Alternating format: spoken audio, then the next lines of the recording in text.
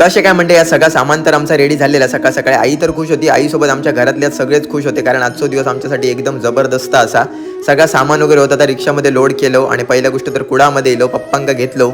त्यानंतर येऊन पोचलो आरोस दांडेलीमध्ये. इल्यानंतर मुलांका जसं कळलं आम्ही इलो, मुलं ऑलरेडी भेटा गेलेली आणि लास्ट टाइम मी इलेले, त्याच्यानंतर आता बऱ्याच टाइम नंतर इकडे येले, तरी सुद्धा मुलं एकदम व्यवस्थितरित्या ओळखवती. इल्यानंतर सगळी भेटली वगैरे आणि आपण अगोदरच ठरवली की मुलांसाठी काहीतरी करायचा आणि तेव्हा ते शक्य होत नाही, पण आता तुमच्या सपोर्टमुळे शक्य झाला. माऊली कर्णबधीर निवासी विद्यालय आरोस दांडेली. इल्यानंतर मुख्याध्यापक वगैरे त्यांना भेटलो. गिरीश सुभेदार सर होते आपल्यासोबत. इकडे 87 मुलं असत, तर मुलांसाठी म्हटलं काहीतरी एज्युकेशनल किट घेऊया आणि दिवाळीसुद्धा होती आणि इकडची मुलं इकडेच हॉस्टेलमध्ये राहतात, तर त्याच्यासाठी तासुद्धा थोडा साहित्य घेतलो आणि सोबतच खाऊसुद्धा थोडासा घेतलो. तर आईंता वाटप वगैरे केल्या. खरं तर या मुलांका बोलाक आणि ऐकाक दोन्ही येणं नाही, पण मुलं एकदम खुश होऊन जातात तुम्ही जरा सुद्धा टाइम स्पेंड केलात त्यांच्यासोबत. तरी मी सेकंड टाइम इले, खरोखर मला एकदम भारी वाटत होता आणि मुलं किती खुश असत तुम्ही त्यांच्या चेहऱ्यावरती आनंद बघूच शकता, तर मी शब्दात व्यक्त करू शकत नाही.